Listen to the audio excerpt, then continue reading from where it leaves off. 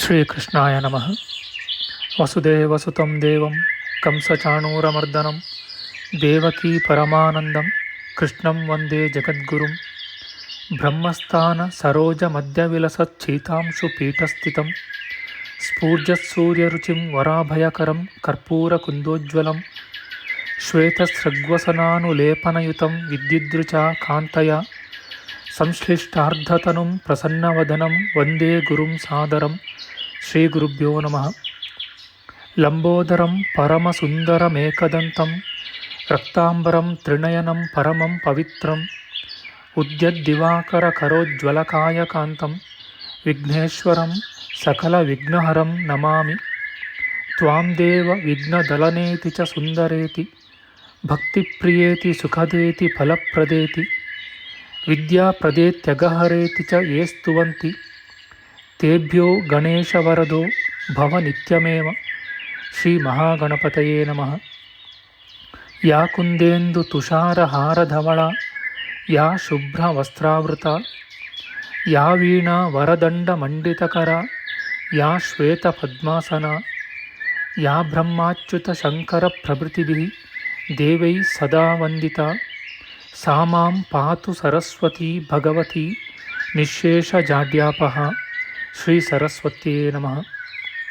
ವೇದಾರ್ಥತತ್ವವಿಶದೀಕರಣೇನ ಪುಂಸಾಂ ಉಚ್ಚೈರ್ಗತಿಂ ಜಗತಿ ಯೋ ದಯಾಯ ವಿಧಾತುಂ ರಮ್ಯಾಂ ಪುರಾಣಪದವೀಂ ಪ್ರಣಿನಾಯ ತಸ್ಮೈ ಲೋಕೇಶವೈಭವಪುಷೇ ಋಷಯೇ ನಮಸ್ತಾತ್.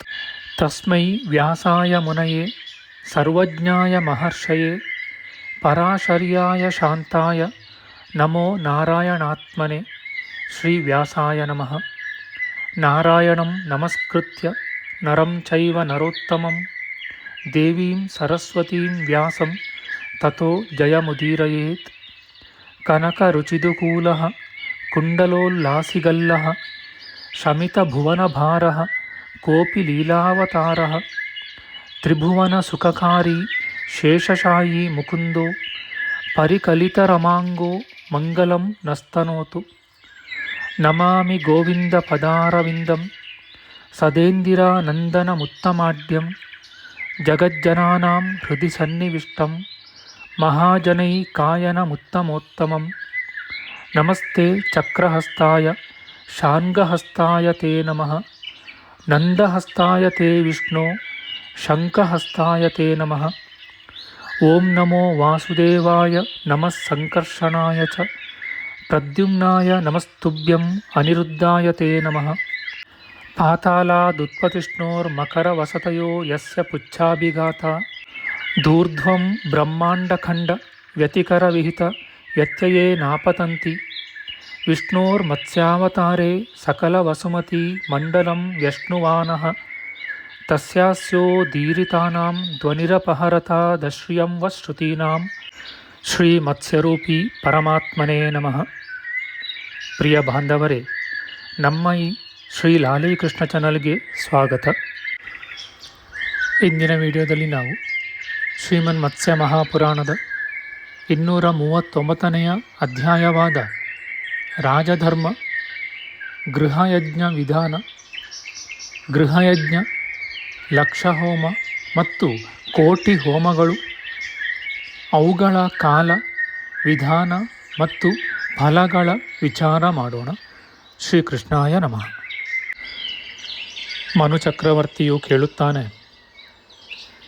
ದೇವ, ಸಕಲ ಪಾಪಗಳನ್ನು ಪರಿಹರಿಸುವ ಗೃಹಯಜ್ಞ, ಲಕ್ಷಹೋಮ ಮತ್ತು ಕೋಟಿ ಹೋಮಗಳನ್ನು ರಾಜರು ಮಾಡಬೇಕಾದ ವಿಧಾನವೆಂತು? ಸ್ವಾಮಿ ಜನಾರ್ದನ, ಇವುಗಳನ್ನು ಯಾವ ವಿಧಿಯಿಂದ ನಡೆಸುತ್ತಾರೆ? ಶಾಂತಿ ಕರ್ಮವನ್ನು ಬಲ್ಲವರು ಈ ವಿಷಯವಾಗಿ ಹೇಳುವುದೇನು? ಅದೆಲ್ಲವನ್ನು ವಿಸ್ತಾರವಾಗಿ ತಿಳಿಸು. ಮತ್ಸ್ಯರೂಪನಾದ ಭಗವಂತನು ಹೇಳುತ್ತಾನೆ, ರಾಜ, ಪ್ರಸಂಗವಶದಿಂದ ಈಗ ನಿನಗೆ ಹೇಳುತ್ತೇನೆ. ಪ್ರಜಾಹಿತೈಷಿಯೂ ಧರ್ಮನಿರತನೂ ಆದ ರಾಜನು ಲಕ್ಷ ಹೋಮ ಸಹಿತವಾದ ಗೃಹಯಜ್ಞವನ್ನು ಸದಾ ಮಾಡಬೇಕು.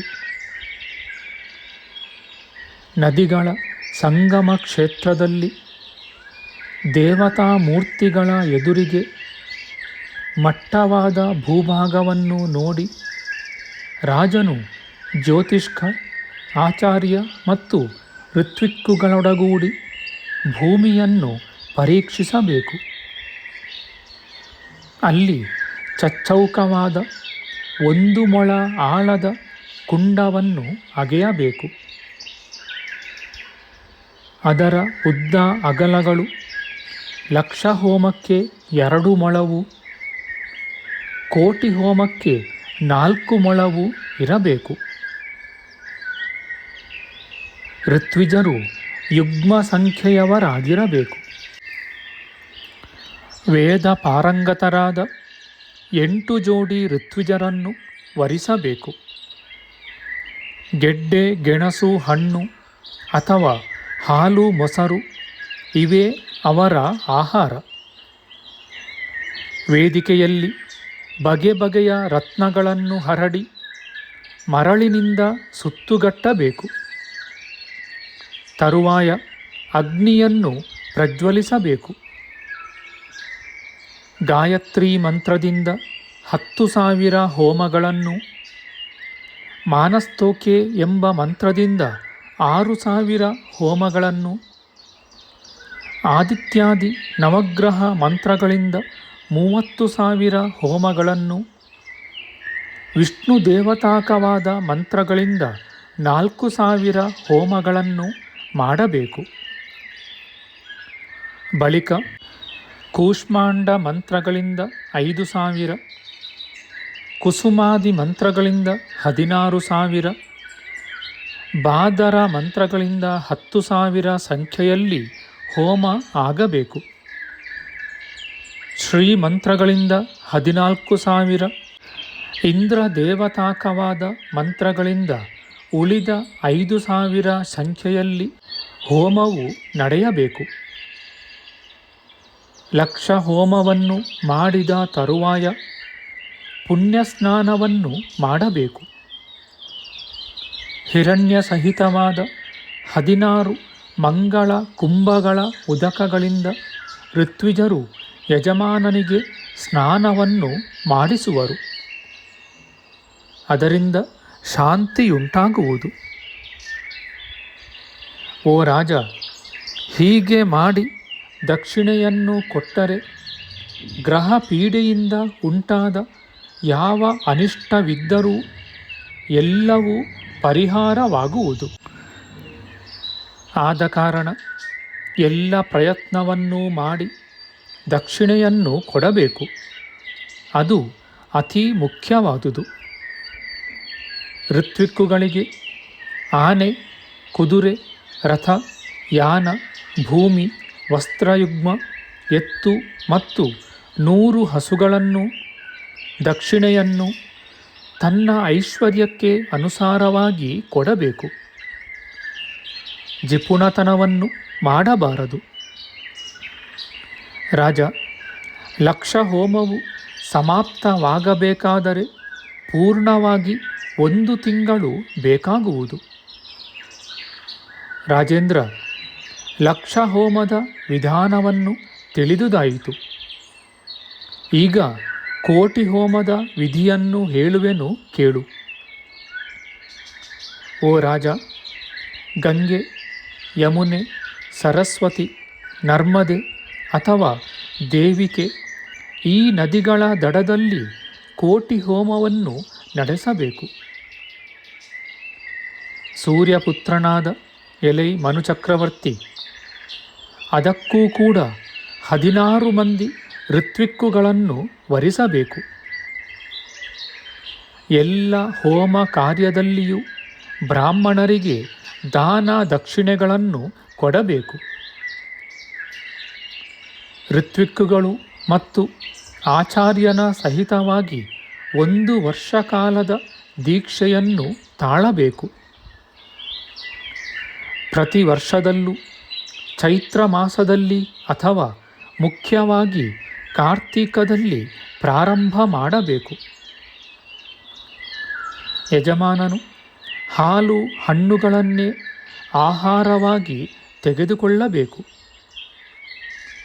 ಗೋಧಿ ಮೊದಲಾದ ಭತ್ತದ ಜಾತಿಯ ಧಾನ್ಯಗಳು, ಉದ್ದು, ಎಳ್ಳು ಮತ್ತು ಸಾಸಿವೆಗಳು, ಮುತ್ತುಗದ ಸಮಿತ್ತುಗಳು ಹೋಮಕ್ಕೆ ಪ್ರಶಸ್ತವಾದವು. ಹೋಮದ ತರುವಾಯ ಕೊನೆಗೆ ವಸುಧಾರೆಯನ್ನು ಎಂದರೆ ಸಂಸ್ರಾವ ಹೋಮವನ್ನು ಮಾಡಬೇಕು. ಋತ್ವಿಕ್ಕುಗಳಿಗೆ ಮೊದಲನೆಯ ತಿಂಗಳು ಕ್ಷೀರ ಭೋಜನವನ್ನು, ಎರಡನೆಯ ತಿಂಗಳು ಧರ್ಮ, ಕಾಮ, ಅರ್ಥಗಳೆಂಬ ಪುರುಷಾರ್ಥಗಳನ್ನು ಕೊಡುವ ಕೃಸರಾನ್ನವನ್ನು ಕೊಡಬೇಕು. ಎಲೈ ಮನುಚಕ್ರವರ್ತಿ, ಮೂರನೆಯ ತಿಂಗಳು ಗೋಧಿಯ ರೊಟ್ಟಿಯನ್ನು, ನಾಲ್ಕನೆಯದರಲ್ಲಿ ಹೋಳಿಗೆಯನ್ನು ಬಡಿಸಿ ಬ್ರಾಹ್ಮಣರಿಗೆ ತೃಪ್ತಿಯನ್ನುಂಟು ಮಾಡಬೇಕು. ಐದನೆಯ ತಿಂಗಳು ಮೊಸರನ್ನವನ್ನು, ಆರನೆಯದರಲ್ಲಿ ಹುರಿಹಿಟ್ಟನ್ನು, ಏಳನೆಯದರಲ್ಲಿ ರೊಟ್ಟಿಯನ್ನು, ಎಂಟನೆಯ ತಿಂಗಳು ತುಪ್ಪದಲ್ಲಿ ಕರಿದ ರೊಟ್ಟಿಯನ್ನು ಕೊಡಬೇಕು. ಒಂಬತ್ತನೆಯ ತಿಂಗಳಲ್ಲಿ ಷಷ್ಠಿ ಎಂಬ ಒಂದು ಜಾತಿಯ ಅಕ್ಕಿಯ ಅನ್ನವನ್ನು, ಹತ್ತನೆಯದರಲ್ಲಿ ಯವಾನ್ನವನ್ನು, 11ನೆಯ ತಿಂಗಳು ಉದ್ದಿನಿಂದ ಮಾಡಿದ ಪದಾರ್ಥಗಳನ್ನು ಬಡಿಸಬೇಕು.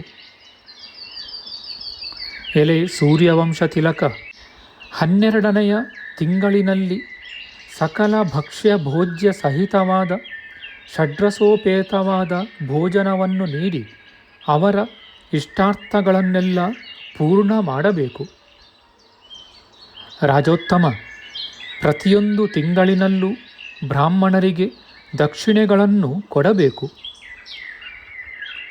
ಒಗೆಯದ ಹೊಸ ಬಟ್ಟೆಯನ್ನು ಉಟ್ಟುಕೊಂಡು ಶುಚಿಯಾಗಿ ಮಧ್ಯಾಹ್ನದವರೆಗೆ ಹೋಮ ಮಾಡಬೇಕು. ಆದುದರಿಂದ ಯಜಮಾನನು ಋತ್ವಿಕ್ಕುಗಳು ಯಾವಾಗಲೂ ಜಾಗರೂಕರಾಗಿರಬೇಕು. ಇಂದ್ರಾದಿ ದೇವತೆಗಳನ್ನು ಎಲ್ಲ ಬಗೆಗಳಿಂದಲೂ ತೃಪ್ತಿಪಡಿಸಬೇಕು. ರಾಜೇಂದ್ರ, ಸಕಲ ದಾನಗಳನ್ನೂ ಮಾಡಿ ಅಗ್ನಿಷ್ಠೋಮ ಯಾಗವನ್ನೂ ಸಹ ನಡೆಸಬೇಕು. ಹೀಗೆ ಶಾಸ್ತ್ರೋಕ್ತವಾಗಿ ಹೋಮ ಮಾಡುತ್ತಾ 100 ಹೋಮಗಳಿಗೊಂದು ಸಾರಿ ಪೂರ್ಣಾಹುತಿಯನ್ನು ಕೊಡಬೇಕು. 1000 ಹೋಮಗಳು ಪೂರ್ಣವಾದಾಗ ದಾನ ದಕ್ಷಿಣೆಗಳನ್ನು ಇಮ್ಮಡಿಯಾಗಿ ಕೊಡಬೇಕು. 1,00,000 ಸಂಖ್ಯೆಯವರೆಗೂ ಹೀಗೆಯೇ ನಡೆಸಬೇಕು. ತರುವಾಯ ಋತ್ವಿಕ್ಕುಗಳು ಪುರೋಡಾಶವನ್ನು, ಅಂದರೆ ಅಕ್ಕಿಯ ಹಿಟ್ಟಿನಿಂದ ಮಾಡಿದ ಭಕ್ಷ್ಯ ವಿಶೇಷವನ್ನು ಮಾಡಿ ದೇವತೆಗಳಿಗೆ ನಿವೇದನ ಮಾಡಬೇಕು. ಯಜಮಾನನು ಜಿತೇಂದ್ರಿಯನಾಗಿದ್ದು ಬ್ರಾಹ್ಮಣರನ್ನೂ ಉಳಿದ ಜನರನ್ನೂ ಸತ್ಕರಿಸಿ ದೇವತೆಗಳೆಲ್ಲರನ್ನೂ ಸಂತೋಷಪಡಿಸಿ ಅನಂತರ ಪಿತೃಪೂಜೆಯನ್ನು ಮಾಡಿ ಉಕ್ತ ರೀತಿಯಿಂದ ಪಿಂಡಗಳನ್ನು ಸಮರ್ಪಿಸಬೇಕು. ಆ ಹೋಮವು ಸಮಾಪ್ತವಾದ ಬಳಿಕ ಬ್ರಾಹ್ಮಣರಿಗೆ ದಕ್ಷಿಣೆಯನ್ನು ಕೊಡಬೇಕು. ಸಮತೂಕವಾದ ತಕ್ಕಡಿಗೆ 2 ತಟ್ಟೆಯನ್ನು ತೂಗು ಹಾಕಿ ತನ್ನ ತೂಕದಷ್ಟು ಚಿನ್ನವನ್ನು, ತನ್ನ ಪತ್ನಿಯ ತೂಕದಷ್ಟು ಬೆಳ್ಳಿಯನ್ನು ತೂಗಬೇಕು. ರಾಜನು ಜಿಪುಣತನವನ್ನು ತೋರಿಸದೆ ತೂಕ ಮಾಡಿದುದನ್ನೆಲ್ಲ ದಾನ ಮಾಡಬೇಕು. ಬೆಳ್ಳಿಯ ಮತ್ತು ಚಿನ್ನದ 1,00,000 ನಾಣ್ಯಗಳನ್ನು ದಾನವಾಗಿ ಕೊಡಬೇಕು. ತನ್ನ ಸರ್ವಸ್ವವನ್ನೂ ಕೊಟ್ಟರೂ ಕೊಡಬಹುದು. ಇದರಿಂದ ರಾಜಸೂಯಯಾಗ ಮಾಡಿದಷ್ಟು ಫಲ ಬರುತ್ತದೆ. ಶಾಸ್ತ್ರ ವಿಧಾನದಿಂದ ಹೀಗೆ ಕರ್ಮವನ್ನು ಸಮಾಪ್ತ ಮಾಡಿ ಋತ್ವಿಕ್ಕುಗಳನ್ನು ಬೀಳ್ಕೊಡಬೇಕು. ಸಕಲ ಯಜ್ಞಗಳ ಅಧಿಪತಿಯೂ ಪಾಪ ಪರಿಹಾರಕನೂ ಆದ ಪುಂಡರೀಕಾಕ್ಷನು ಪ್ರೀತನಾಗಲಿ. ಅವನು ತೃಪ್ತನಾದರೆ ಲೋಕವೆಲ್ಲ ತೃಪ್ತಿಗೊಳ್ಳುವುದು.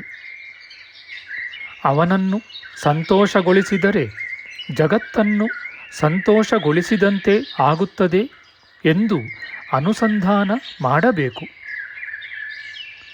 ದೇವತೆಗಳಿಂದ ಅಥವಾ ಮನುಷ್ಯರಿಂದ ಪ್ರಾಪ್ತವಾದ ಎಲ್ಲ ಬಗೆಯ ಪೀಡೆಯನ್ನೂ ಕಳೆಯುವ ಈ ಶಾಂತಿಯನ್ನು ನಿನಗೆ ಹೇಳಿದೆನು.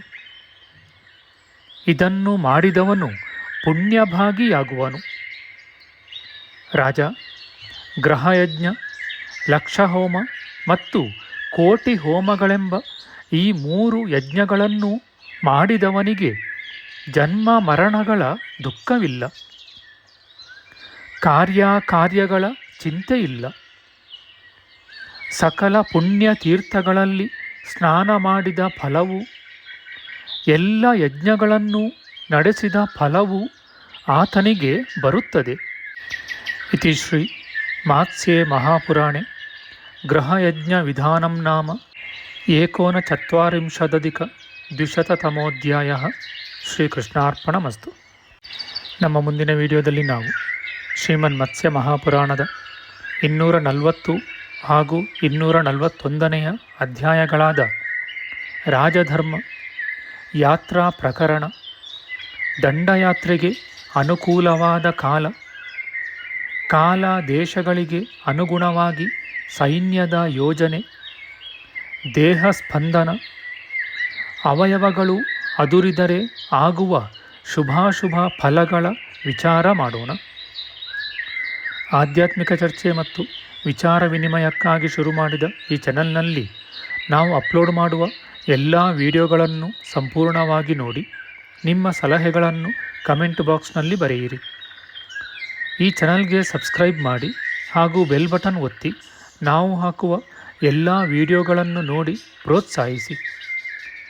ಕೃಷ್ಣಂ ನಾರಾಯಣಂ ವಂದೇ, ಕೃಷ್ಣಂ ವಂದೇ ವ್ರಜಪ್ರಿಯಂ, ಕೃಷ್ಣಂ ದ್ವೈಪಾಯನಂ ವಂದೇ, ಕೃಷ್ಣಂ ವಂದೇ ಪೃಥಾಸುತಂ. ಶ್ರೀಕೃಷ್ಣಾಯ ನಮಃ.